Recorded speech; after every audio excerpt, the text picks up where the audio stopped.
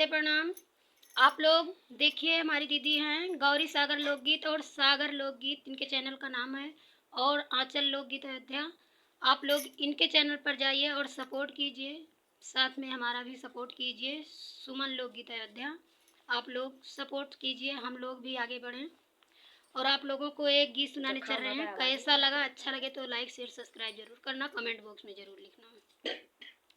जैसे आकाश हुए तारा, वैसा ही बाटे साजन हमारा। जैसे आकाश हुए तारा, वैसा ही बाटे साजन हमारा।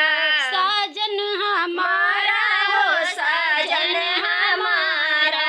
जैसे आकाश हुए तारा, वैसे बाटे साजन हमारा। काला बलम हमरे मन ही न भावे, काला बलम हमरे मन ही न भावे। गोरा बलम मन भाए, वैसे ही बाटे साजन हमारा।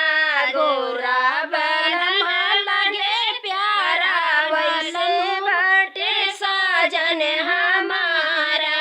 जैसे आकाश हुए तारा, वैसे बाटे साजन हमारा।